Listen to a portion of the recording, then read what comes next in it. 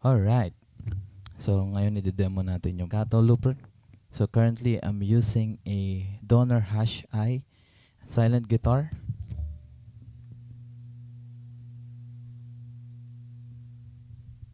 Yan. Tapos, straight siya dito sa M-Wave Cube Baby na pang-acoustic, pang-EQ, tsaka reverb. Then, straight dito sa Kato Looper. Then, I'm using a Cube Turner para malipat ko yung bank ng up and down like this. Yan. Connected siya through Bluetooth dito sa Kato Looper. So, record tayo ng isang loop.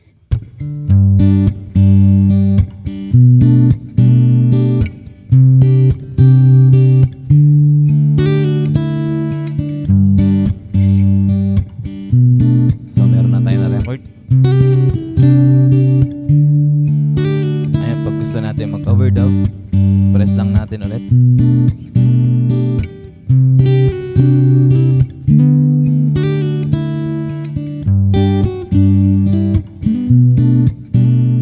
So press again para mawala siya sa pagkaka-record.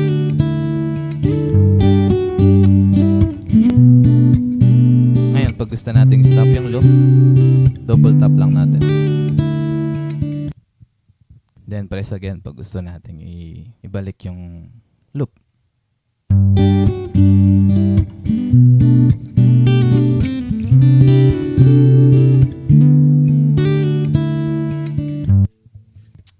So meron na tayong isang loop. Ngayon gagawa pa tayo ng isa pang loop dun sa bank 2 naman. Ibang chords naman, parang refrain section. So up natin sa number 2, then record tayo.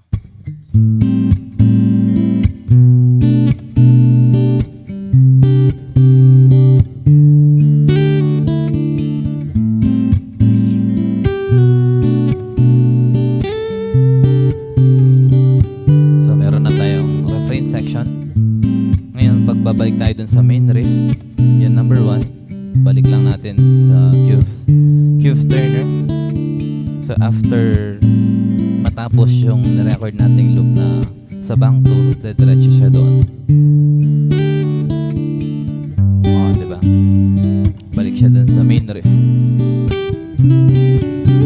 Ganon din kung ibabalik natin dun sa nirecord natin sa bank 2. Select lang natin yung bank 2. Then after ng progression ng loop 1, diretso siya doon.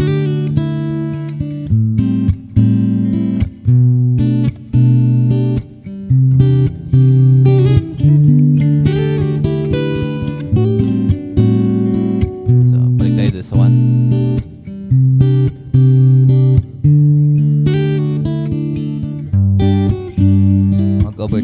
Mag-overdub pa tayo isa.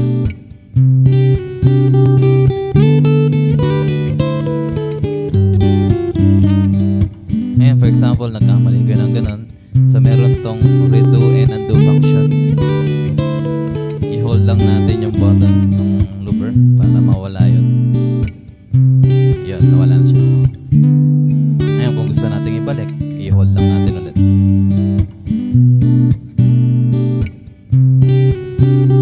Yan. Siyempre, alisin natin yung pangit eh.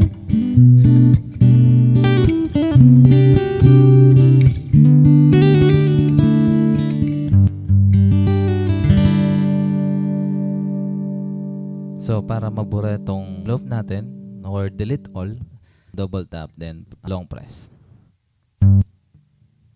So, same sa number 2.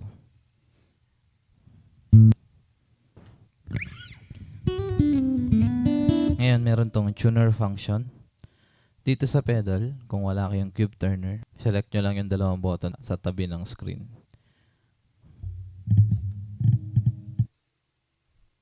Ayan. So, makapagtono na kayo. Then, press lang again para bumalik. Ngayon, kung meron kayong cube turner, so, i-press nyo lang tong dalawang button. Ayan.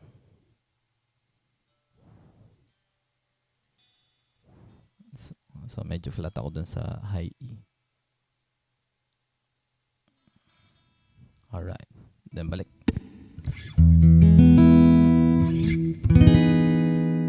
Yun.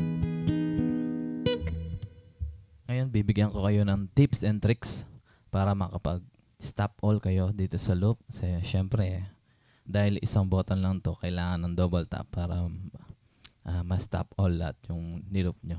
So, medyo hassle yun. Minsan, nami-miss natin yun. Gawa tayo ng loop.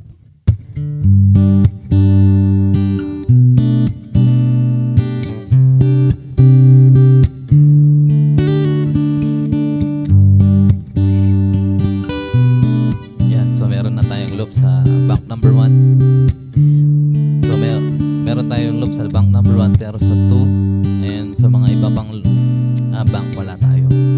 So, for example, yung next section natin ng chords is after nung loop na to. Select lang natin yung bank 2. So, automatic siya mag-stop. Oh, diba? Then, play lang kayo ng chords next section like refrain. Ngayon, kung ibabalik nyo yung loop, siyempre bank 1. Then, play.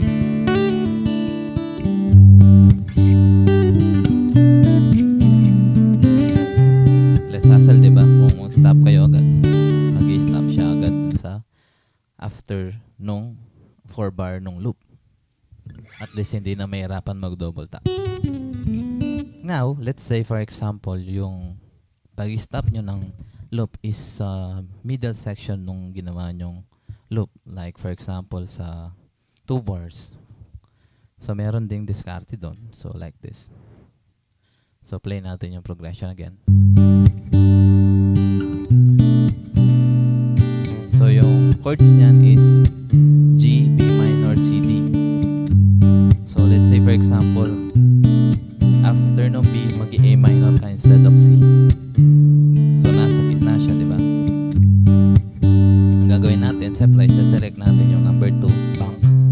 Then, ilo-long press natin yung legato looper dun sa section, dun sa B minor section para mag-stop siya dun. Then, mag-play tayo ng A minor to B.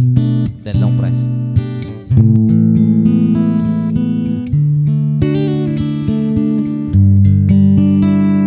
Diba? Again. So, G,